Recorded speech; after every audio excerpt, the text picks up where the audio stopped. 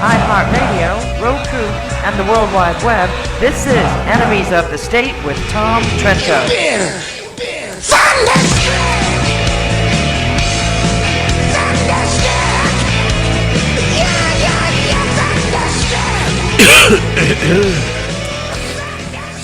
I'll never forget the moment. I was upstairs getting ready to come downstairs to speak to a Tea Party group. I've done it a zillion times in my life, nothing different, except as I was getting dressed, there came a news flash over the early morning news over the television that there had been an event, an accident, a shoot down, unknown, but a helicopter was missing in Afghanistan. And pretty quickly, they started saying that there may be some special people on that helicopter, special fighters. So in the next 10 or 15 minutes, that breaking news, and there's always confusion when these sort of events happen, that news took a variety of forms, but it was pretty well established that a helicopter had gone down. The date was August 6, 2011. I was up in DeLand, Florida, way north of where we are down here in South Florida, and went downstairs and remember telling the group of 100, 200 people that we seem to have some sort of tragedy in Afghanistan. We have no idea what the next few days are going to be like, but let's just take a moment and pray for the situation, the people involved, the fighters, the families, all of that. Little did I know that that moment, August 6th, 2011, would start a new phase, a new element in my life of becoming pretty deeply involved in what happened that day some 10,000 miles away. To this very show today, 21st of May, Thursday, 2015. And we have a very interesting show. And if you've been following the United West and following our work, you know, we spent a lot of time on studying, analyzing, deconstructing, investigating the shoot down of call sign Extortion 17, where 30 souls were on board, a good group of whom were special forces, special operators, in fact, Navy SEALs. We're going to get into that in great detail. And there were some foreigners on board too, 7 of them to be precise, and a working dog. Today we have in studio with us one of the dads of one of the SEALs, SEAL Team 6 fighter, Aaron Carson Vaughn. We have Billy with us back again. Billy, hello. Let's bring him in. Well, look at that. Nice transition. How you doing? Hey, Don. Good to see you. Good to see you. Tom. I'm Tom. He called me Don. Why did he call me sorry Don? about that. Because our special guest today is Don Brown. Let's bring him in. How you doing, Don? Where's Don? There's Don. Good afternoon. Hey, how are you? Don Brown, welcome to Enemies of the State. I'm Tom Trento. I think we met a little earlier. You guys know one another. Yeah, right? hey Don, how you doing, man? See you, Billy. Good to Don's see you become again. a super friend to Karen and I, and a great ally. Great right, well, ally for America. We have Don on our wall of the West behind us. We're like little creatures compared to Don. Well, he's the big man on today's show. He is larger Anyway. than life. Yeah. All right, it's Tom Trento at 10 minutes after 4 o'clock Thursday, May 21st, 2015. The name of the show is Enemies of the State. We're going to take a very serious look at some of the enemies that were involved in this serious, unbelievable, unimaginable tragedy. And we're going to highlight Don Brown, who is a former JAG officer. Here's his book, Extortion 17, a shoot down of SEAL Team 6. He's a judge, advocate, general, attorney, worked in the Pentagon, did investigations, involved in prosecutions, a prolific author of a whole variety of books. We'll talk about some of them in the course of our show. But this is a very special show.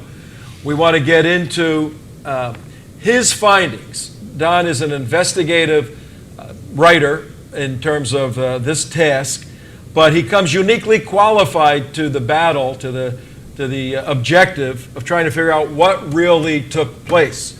So between Billy, who spent the last 4 years looking into this, and Don, who spent several years looking into it, we're going to maybe reveal some new information.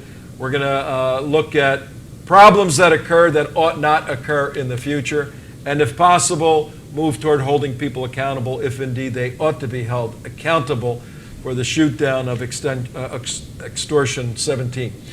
All right, Don, let's establish for our audience, because you're new to our show, your background a little bit and your bona fides. I went over it briefly, why you're qualified to write a book that everyone needs to listen to. And the book's not even out yet. This is sort of a pre-book release interview. What assets do you bring to this fight to help us understand it better? Well, I don't know about assets, but I have a background that sort of enables me to look at the evidence. I had been a JAG officer on active duty for 5 years and did spend time at the Pentagon, as you mentioned, had been a special assistant U.S. attorney, and remained on the reserves for another 14 years. So, I know a little bit about how to read military documents and to understand evidence. And on top of that, I have had about 10 books released, primarily with HarperCollins and Zondervan. So when you sort of combine both of those, when I learned about this case, I felt like that it was important for somebody to take a look at it, to look at the evidence, sort of like a prosecutor would look at evidence if there were a grand jury proceeding, just to take a dispassionate examination of what happened. I got in contact with Billy and Karen, and the background is that for some reason, and this is one of many mysteries surrounding this case, there was a report released, had been declassified. Some of it remains classified, which we don't have, but about 1,250 pages, which I refer to as the Colt report.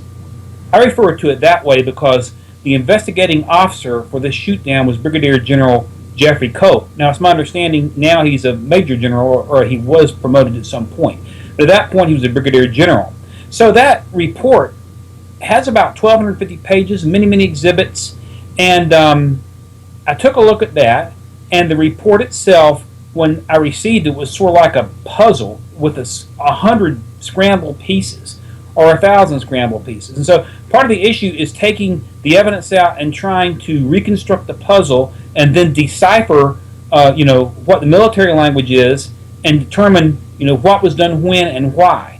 And I did not really approach this with any type of objective other than trying to establish there needed to be a historical chronology of what's happened in this case. And Billy has written an autobiography and a biography of Aaron, and has done a wonderful, wonderful job with that from the standpoint of a parent who lost his son. I can't even imagine what all those parents are going through as we come up on Memorial Day weekend. But one of the things I wanted to do was to, first of all, establish as accurate as historical chronology as possible for historical purposes. That was one objective. And then to examine the evidence to see if there's anything we could find out about what went on, what went wrong. And so proceeding from that standpoint, I got the... let's break right there for a second, Don. Sure.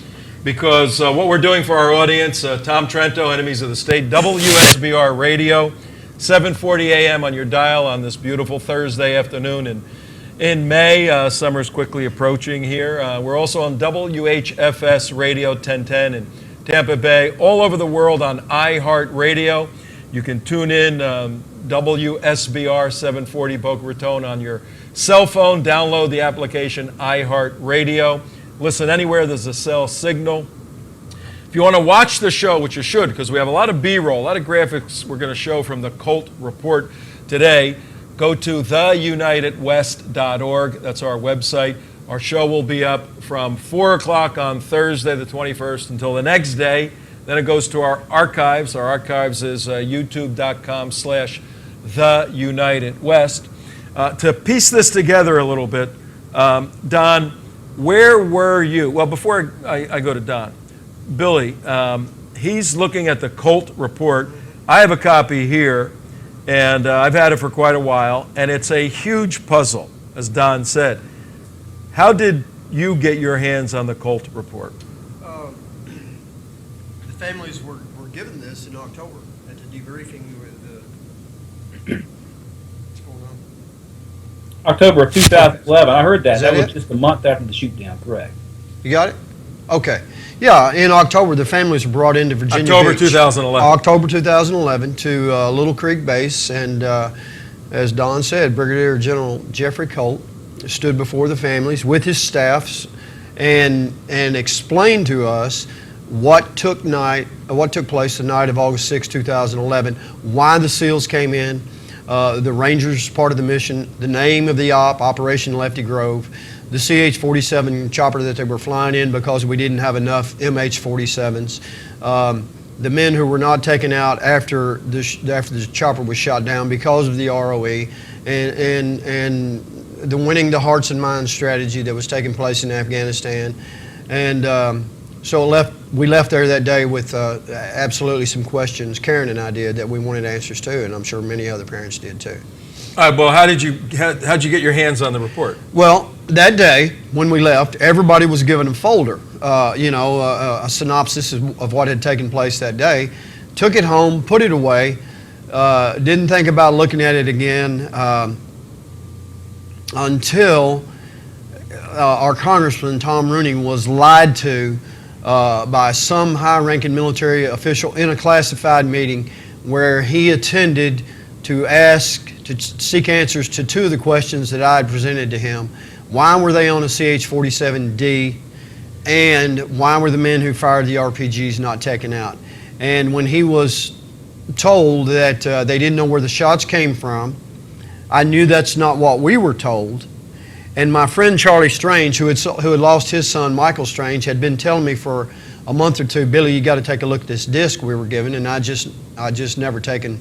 I didn't want to do it. But sometime after, a week or two after that, I went in, put the disc in, and I was overwhelmed with the information that I began to uncover on the disc. And that disc is the 1,200 plus pages Don's referring to. As the Colt report, yes. Now, absolutely. I had heard through the years that the military tried to retrieve those discs. Was that? Let's not make that hearsay today. Let's make that first-hand information, because I'll tell you what happened. There was a man there on General Colt's staff. At that time, Lieutenant Colonel Matthew Grant. And he was a very, very nice guy. We became acquainted. In fact, he was the man that after Colt said we didn't take him out because of the rules of engagement, he was the man that I asked that question to 2 more times, and he told me the same story each time that General Colt had said. Karen and I had some information that Colt promised to give us that day about our son, and so Colonel Grant contacted me after we got home, so I had his contact information. And so when the lie came out, let me back up. Before Rooney went to that, Grant called my house to make sure he was sending that information to the right address. And at that time, there had been some complaints from some of the families that you couldn't read the information in the folder. It looked like the printer was out of ink. And I expressed that to him, and I said, is there any way we can get that information? It was at that time that Lieutenant Colonel Grant said, a few days ago, Mr. Vaughn, I'm sure we could have done that. But what has happened has some of the higher-ranking military officials, he didn't call any names, have found out that that information is out. They've actually asked us to come and retrieve that information that we've given to the families, back from the families.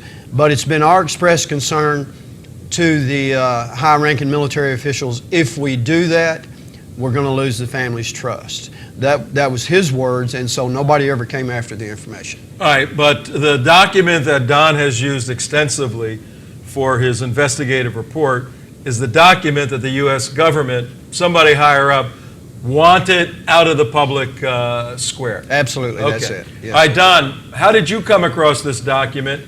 And more importantly, where were you when you heard on August 6th this chopper went down? What were your initial thoughts there? And then how the heck did you get involved in this whole case anyway? Well, first off, I heard it on the news. I did not have the full details like you.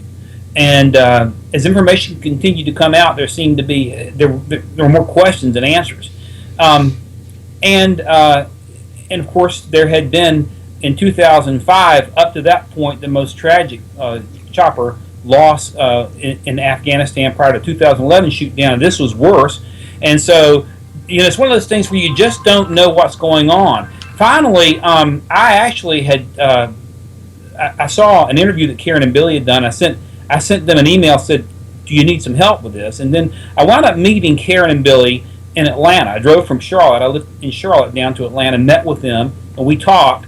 And Billy gave me a copy of the disc. I took it back and began to study it. It took a week or two. And as I was going through it and deciphering things, more and more things did not add up, and there were some real red flags. And so that's how I became involved in it. And then, of course, it led to a contact with a major publisher, and the information does need to get out. But it's there are even more red flags that appear once you start digging into the report and comparing contradictions than we've seen to date. And we cover some of those in the book. Hey, hang on, gentlemen, for a second. Damon, our producer, is it possible to just scroll quickly through some of the pages to give the viewers a sense at the immense size, obviously, of the document, but then the complicated information, because this was a secret document. It's right marked on it secret. Then it was declassified, crossed out. It's heavily redacted. Then it was given only to the parents, the families. Then retrieved. So this is very serious stuff, and every time I look at it, I hadn't looked at it in probably a year until preparing for this show, just go, man, this is amazing. Are we able to do that at all, Damon? Absolutely. All right, let's just for the ethereal, and visceral sense, just watch the size of this thing. We're just gonna, as fast as you can, to scroll through to get to. It just goes on and on and on. Take a look at this. Then you'll come to charts and graphs and maps, and we're going to show some of this through it. But it's 1,200 pages plus. You can see some of the redaction, the white spots. Here's maps showing forth. Load it with military acronyms and jargon and locations. You truly need to be an expert in these areas to maximize the information before you. That gives us a good feel for it. Don, when you first saw this, you opened it up, was it something you were familiar with or completely or mildly, or what did you think? Well, I was two things. I was familiar basically with the fact that we lost a chopper and that we lost 30 Americans. I knew that. I knew and had heard some of the things Billy and Karen and others had been saying. I was familiar that there had been a press conference in Washington earlier, and quite a bit of information came out there. Lieutenant Colonel West spoke. So I had some general ideas, but whenever you're attacking evidence like this, you have to try to start with the basics first. So the first thing I was trying to focus on is the chronology of what happened to that chopper that night. And even now, that chronology in that flight, which lasted about 17 minutes from takeoff to shoot down or whatever happened to it, is crucial. So you're trying to break down the chronology, and then you're looking at what happened at various points of time during that flight, what we know, what we don't know, and then you sort of look at everything else surrounding that to try to put the pieces back together. But as you mentioned, Tom, to your audience, this is a voluminous report, but there are still parts of this report that are classified and that we don't have. So when you go through and you look at exhibits in it, you'll pull up certain exhibits that have been redacted and that we don't have. So it's difficult to know how much has been declassified. It appears that most of it has, but there's still stuff that's being held back, and I've got some suspicions on what. But anyway, that's where we are. All right, for the audience, the viewers and listeners who have to cycle out, we're a radio show and an internet TV show. What is your proposition, your finding? What do you want people to know when they pick up your book and read it? What's your message you're getting out? The biggest pink elephant in the room is that this helicopter was, I use the word infiltrated, by 7 unidentified Afghans who jumped on this chopper before takeoff, violating every sense of military aviation protocol, and that was left out of the final report. and it was not discovered until over a year later after the investigation was closed, when the gentleman sitting with you happened to find a needle in the haystack and confronted Admiral McRaven about it. The military left that out, and it is a big-time breach of military aviation, and that concerns me. Let me get this straight.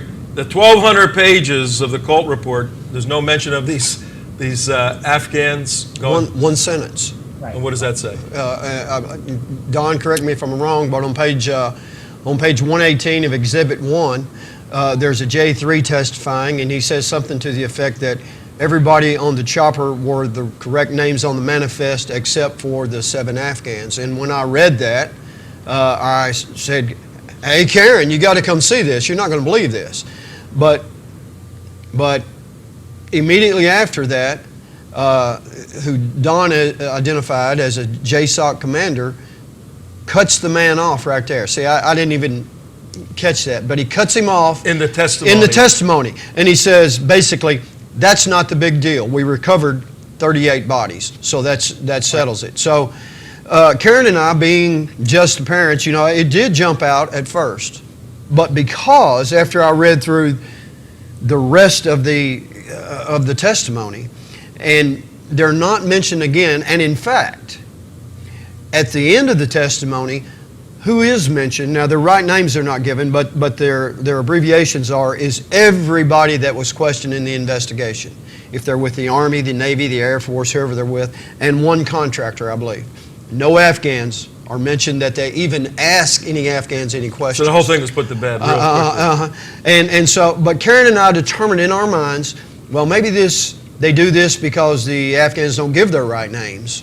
Because surely, if this report is truthful, it would have been in there.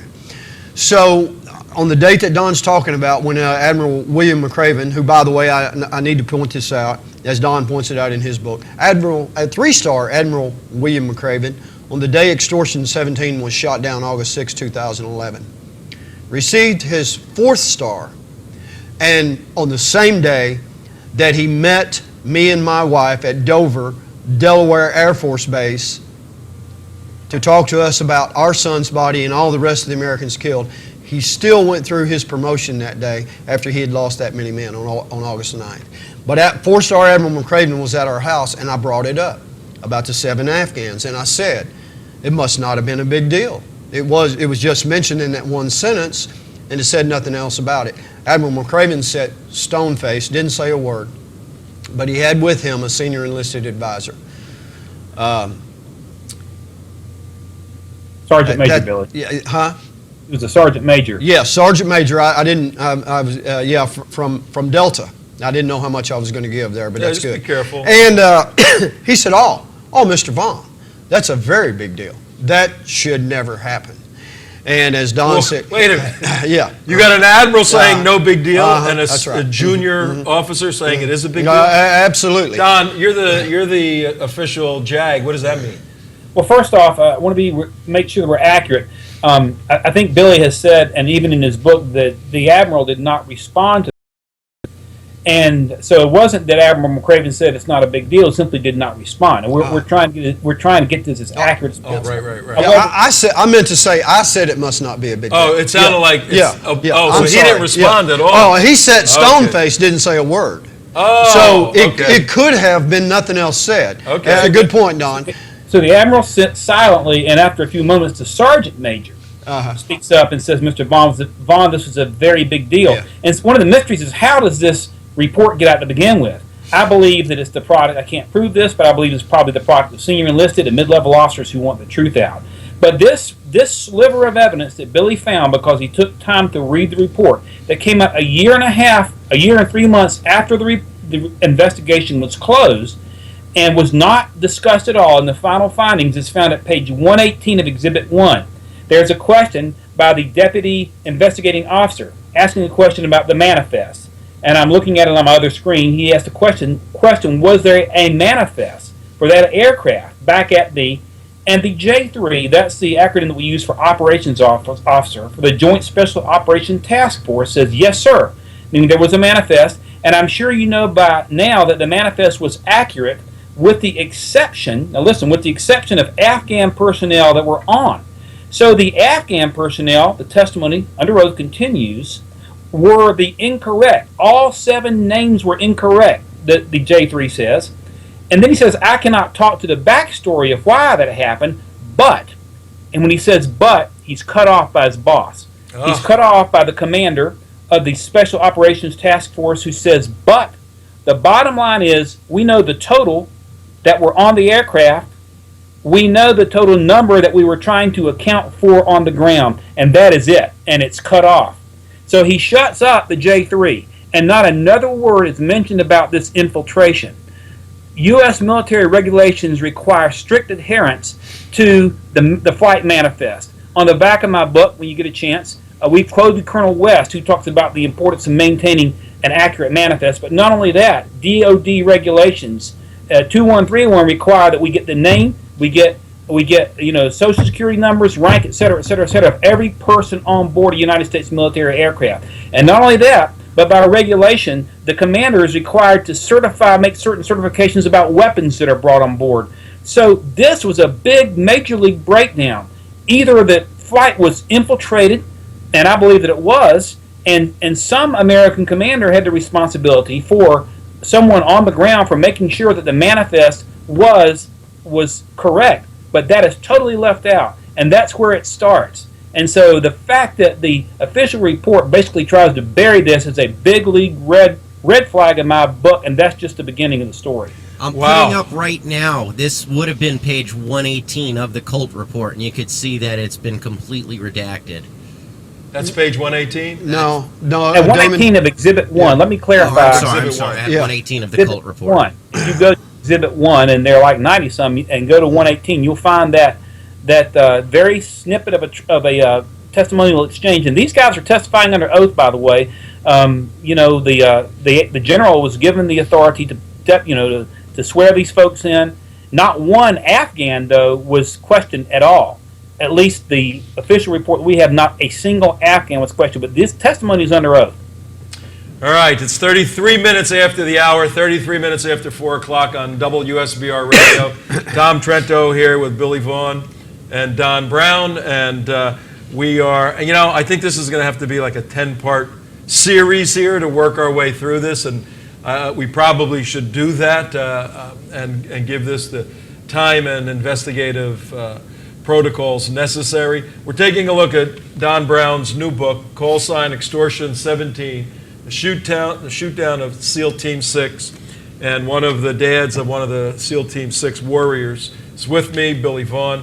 All right, there's so many different ways to go on this. It's got so many tentacles that let's follow your, we have about a half hour left, Don, and I want to get as much information out as we can. Let's follow your key points that you want the viewers, our listeners, and your readers. First of all, for the people who are leaving our show now for whatever reason, or they got to drive their car somewhere, how could they get in touch with you? How could they get your book? Well, the books are going to be in Barnes & Noble nationally just in a few more days. We're in May, right? May the 29th is the official release date. So you can find them there. You can go to your Barnes & Noble and ask them to put those on hold. They're going to be a number shipped to Barnes & Noble. We expect they're going to be front of the store displays. You can also go to my website at donbrownbooks.com. If you'd like an autographed copy, my publicist, Debbie Blanzy, will help with that. So either one of those ways would work. And we encourage folks to read this book. We want to get it out. The more attention the book gets when it comes out, the better for getting to the truth here. This book is not going to answer all questions, but if we can relight this fire, we can get the questions answered and hopefully protect other United States forces in the future against the foolishness that's occurred in this case. Absolutely, and this book may have a capability, Billy, to reignite the fire in Congress. Wasn't there supposed to be some investigations into 17? Whatever happened with all that? Well, there were, and on February 27th, 2014, there was a hearing and held by the Oversight Committee, and Don's going to point out in his book some of the lies told by the rat who works for the DOD, Gary Reed, Deputy Secretary. Rat? R-A-T? R-A-T. Okay. T-T-T-T. We don't use that phrase in the book, but I hear you. But he works for the Department of Defense. He works for the Obama administration. He was a witness to Congress on February 27th. He was, however, not in his position August 6, 2011, to be what he is called, a real witness, along with 4 other people who were called witnesses by the Congress.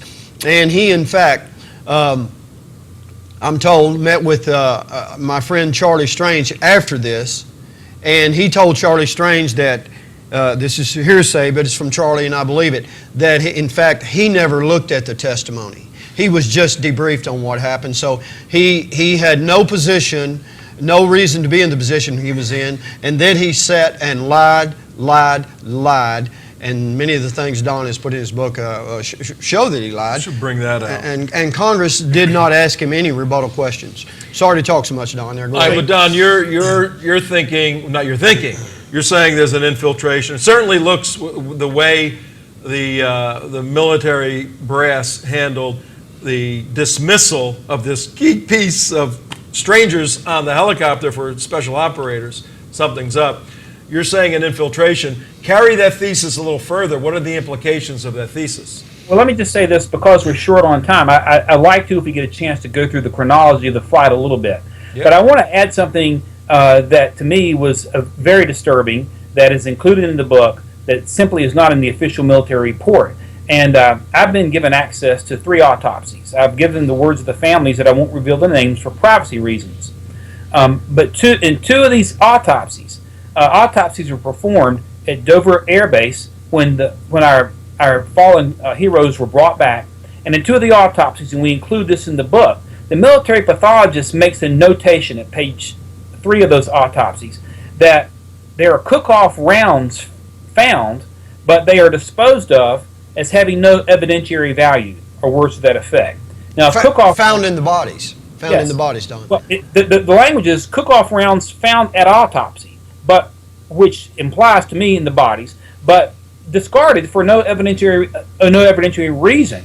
And to me, that's a big-time red flag. Most folks don't know what a cook-off round is. Tom, you look like you might be an NRA guy, so maybe you do.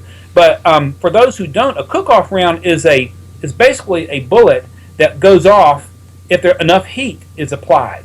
Well, the thing about it that makes this very, very strange is that most folks think if you were to take a box, say, of .22 ammunition and throw it into a fire, or throw it into the oven or something like that, that the box of that ammunition would ignite and become dangerous. But the fact of the matter is, this isn't true.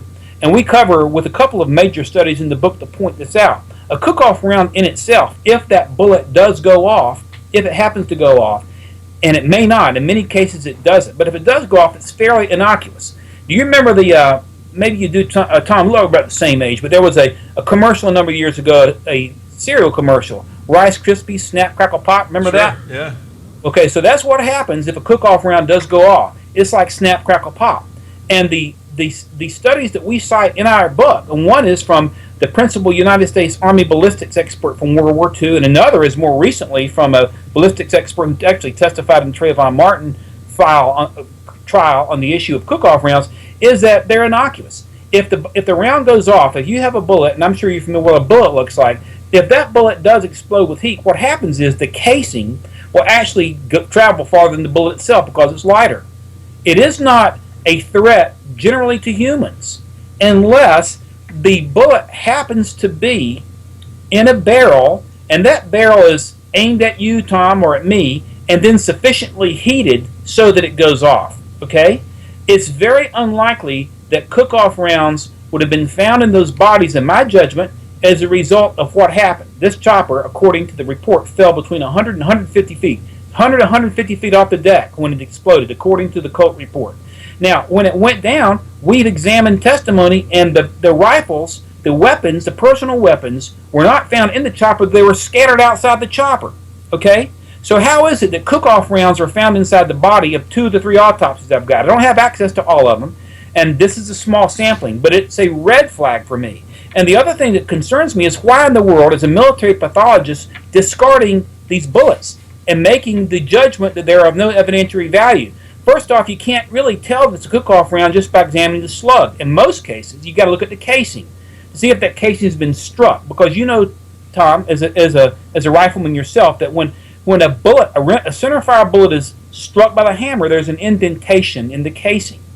The casings weren't matched with a bullet, so how did he know it's a cook-off round to begin with? So to me, this is a red flag. Now, this was sort of like, the other end of the bookend as I'm examining the chronology of the strange events that happened. Something happened on that chopper, on that final flight. There's absolutely no question about it. But when you see bullets thrown away and summarily called cook-off rounds and summarily declared to be of no evidentiary value, it raises some big-time questions. That would raise very, very big questions, but are you implying that, well, first of all, from the forensic point of view, were the bullets themselves, found in the bodies of those undergoing an autopsy?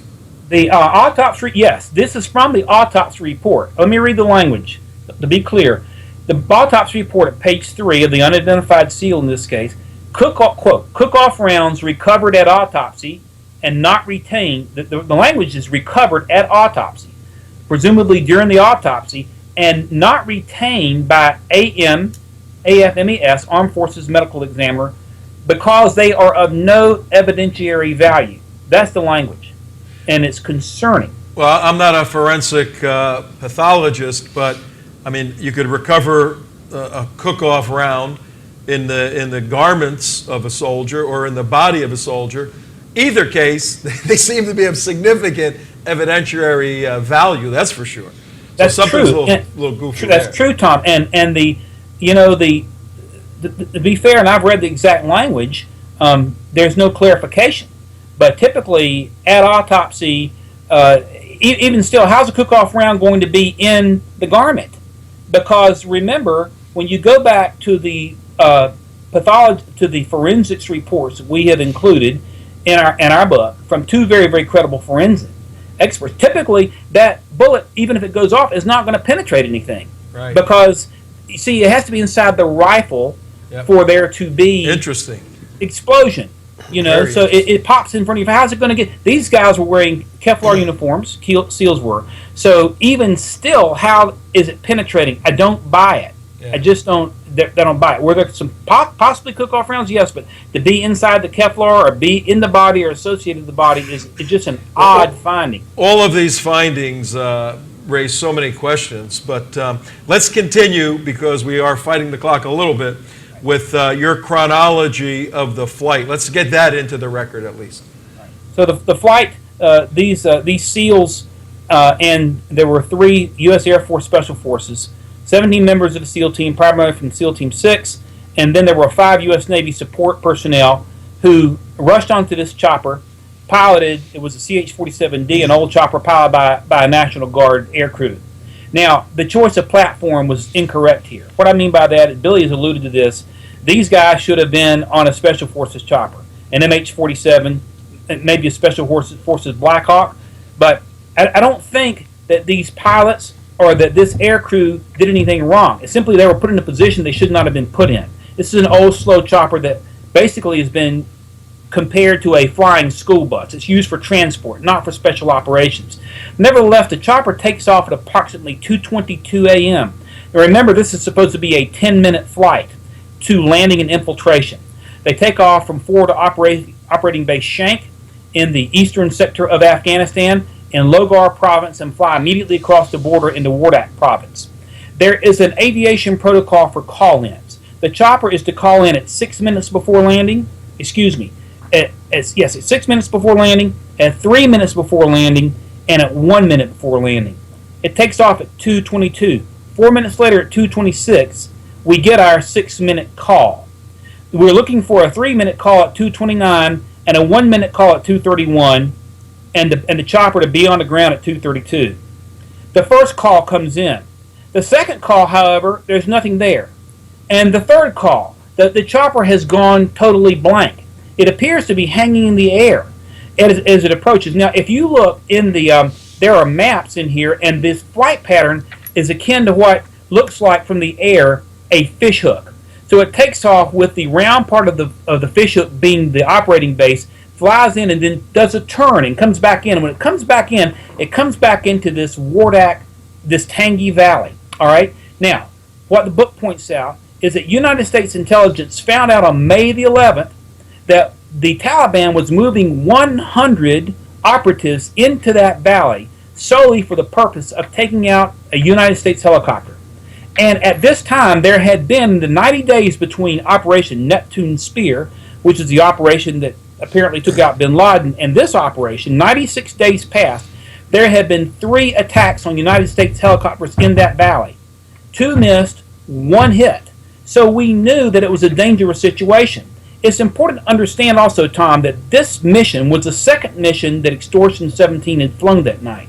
It had flown a group of Army Rangers, the initial assault force, into the area and landed, but it did not fly over this valley.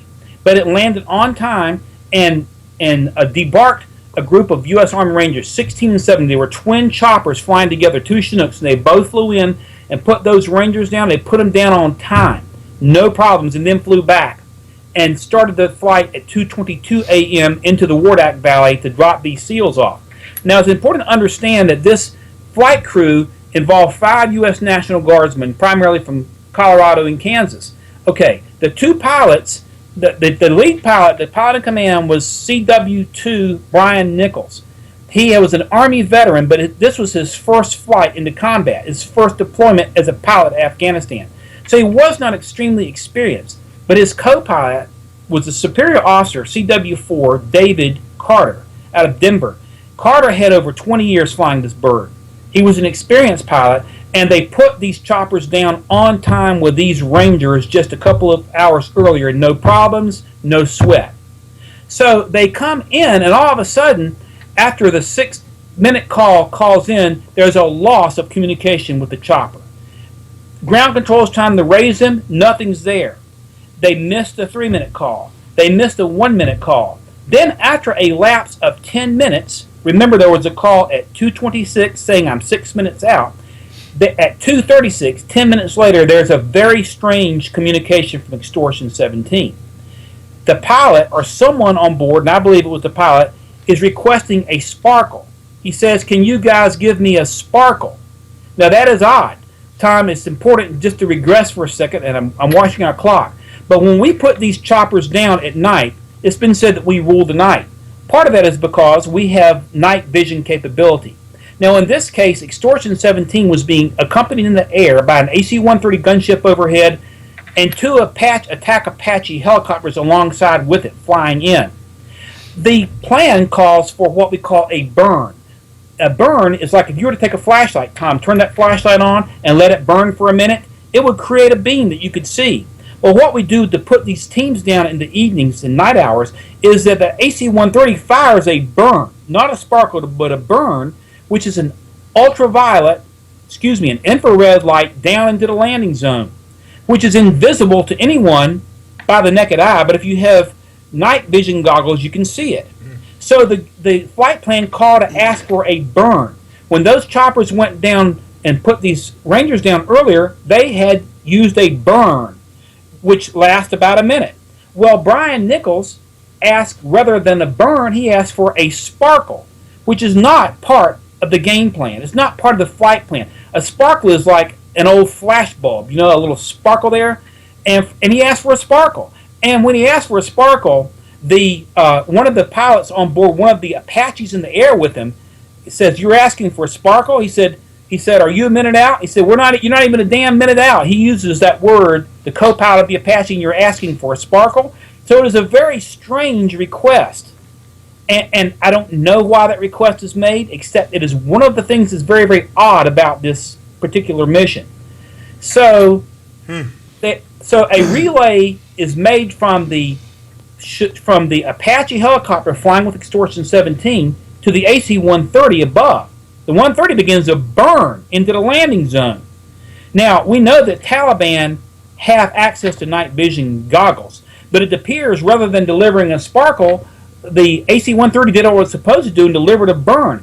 But we still had not gotten the 1-minute call because the Apache pilot asked the Extortion pilot, "Are you 1 minute?" Negative, not 1 minute.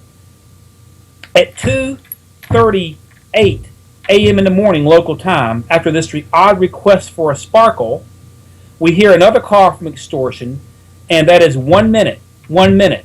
that phrase is repeated twice, and over a minute and almost 2 minutes later, it's still hanging in the air, still not on final approach, although it's close to the landing zone, and that's when there's this explosion. You know, and apparently, according to the report, 3 RPGs were fired at it. You know, it's interesting, Tom, because when you look at the official military version, it indicates that 3 RPGs were fired from a Qualit hut, kind of like a hut along, and you're looking at the debris field on the left, and look at the bottom, in the bottom area, the allegation was that the RPG was fired from a Qualit hut, although the testimony from the AC-130 gunship and the testimony from the pilots who were accompanying extortion on board those Apache choppers, who all were denied pre-suppression fire, by the way, and if pre-suppression fire had taken place, these guys would be alive today. But nevertheless, those folks in the air who testified, none of them could say that they saw the source of where these RPGs were fired from, okay? But for whatever reason, the report indicates that it was fired from a Qualit 220 meters away. Well, you know, that's what the Colt report says, but when you start looking at evidence, you realize that they say that it was fired from a Russian-made RPG-7.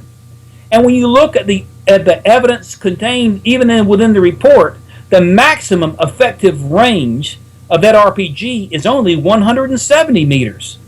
All right? Now, you know why they're doing that? Because I believe they want to make the argument that pre-suppression fire into the landing zone would have been irrelevant because the shot was taken from outside the landing zone. But I'm absolutely convinced that this was a point-blank shot. And by the way, British newspaper accounts indicated that they had learned from a senior Afghan official that the Taliban had been tipped and knew where this chopper was coming down. All right? Not one question is asked in the Colt report about whether the Taliban had been tipped. Not one. Not one question was asked from Congressman Chaffetz's committee. And I like Congressman Chaffetz. I think he's been a friend of the family. But that hearing in February of last year, of 2014, was a dog and pony show. There was not one single witness from Afghanistan that appeared before the Congress to ask questions about what happened that night. The 5 witnesses, one of them was a Pentagon official named Gary Reed that Billy has just talked about. The other 4, Tom, were funeral experts. We had the principal funeral expert, civilian funeral expert for the Pentagon testify, and then we had the head of Air Force Mortuary Affairs, the head of Army Mortuary Affairs, and the head of Navy Mortuary Affairs to talk about the treatment of the body. There was not one witness who was from Afghanistan who could give any substantive evidence whatsoever about what happened to this chopper. That was a dog and pony show, and the Congress needs to relook into this, and now. This is very, very, I'm pretty familiar with all of this, but you are doing the Lord's work, let me tell you, diving into this deeply. There's, again, so many ways to go. This is looking more and more like either a total mishandled foobar or a cover-up of many sorts. Billy, you've done a lot of work on the suppressive fire to clear out the landing zone. You can see the time remaining here. Take a minute or two and bring our audience and viewers at 54 minutes after 4 the issue of suppressive fire. I'm kind of caught, I got to be honest. I'm kind of caught off guard. I've talked about that so many times, but in the report, the pilots say we can almost never get suppressive fire approved. One of the other crews says it's a 1 in a million chance we can get suppressive fire. We don't know why. We don't know for sure why it didn't happen, but we do know that night when the Pathfinders went in to recover the bodies, they got suppressive fire. But there's something else about Don's book you need to know, and that's about the black box. And you're not going to have time for that because Mr. Reed points out there was no black box. Yet Don can tell you better. That was the narrative for the Department of Defense from the time of the crash, from the time of debriefing, all the way up until the hearing, is that it was washed away in the flood. Yet the Pathfinders, when the Pathfinder was... Now, who are the Pathfinders? Don, you talk on this issue. Who are the Pathfinders and what about the black box? Here's what we know from an examination of the chronology. An unidentified group called Charlie Lima, Lima Bravo, was the first group to come in to this crash site. The crash site was secured actually by a drone Predator only minutes afterwards. There was a drone overboard. But those two facts about the drone and this Lima Bravo group coming into the scene are not included in the final report. What we know also, however, that is more obvious is that U.S. Army Pathfinders came in to the area, and we have their sworn testimony, and they were told to go find the black box. And they spent all night and all day looking for the black box, came to the conclusion that it had washed down this wadi. And Tom, I know you've seen some of the photos. You know there was a creek there. I don't know if you have a close-up shot of the crash site or not where the fuselage was down, but there was a creek. So the story was the black box had washed away. So we're tasking United States Army Pathfinders. Pathfinders are a heroic group. They were the very first group that went in at Normandy in 1944. They have a tradition of going and securing landing zones and then trying to clean up messes. They were told to find it and could not find it. I am suspicious that it may have been removed before the Pathfinders got there because the things that were left out of the... Don, tell them why you're suspicious about the two groups that came in the chronology. There are a couple of... Again, this is left out of the final report of the 13... You know, General Colt sends a executive summary in, which General Mattis, who was CENTCOM, the 4-star, then approves. None of this about having an initial group by ground came in and examined the landing site and left. We found that buried deep within the It's in the report. within the report. We don't know who they were. They're referred to as Lima Bravo, LB. Now what they did. Now maybe again their identity could be in the site or in the classified portions that remain. We don't know who they are or what they did or why they left. You know, why are you going to come in to a crash site if you're looking for possible survivors or anything like that, and then leave the darn crash site? Because the report indicates they came in on a road and left on a road, and then when the Pathfinders arrived, another group was there also. But we don't know who that first group was, and it concerns me that we have these inconsistent testimonies in the black box. You know, I have consulted with a friend of mine who will remain unnamed, who's a veteran U.S. Navy pilot, and he tells me that Mr. Reed's claim for the first time in February of 2014 that the chopper had no black box, which comes from out of the blue, is totally inconsistent with what we heard before, is not credible. Mr. Reed tries to say because this is an older CH-47, it is an analog chopper rather than a digital chopper. I've been told, and I've researched this even with Boeing, that these choppers would have black boxes. It's not going to not have a black box simply because it may have been analog. And let me just say this.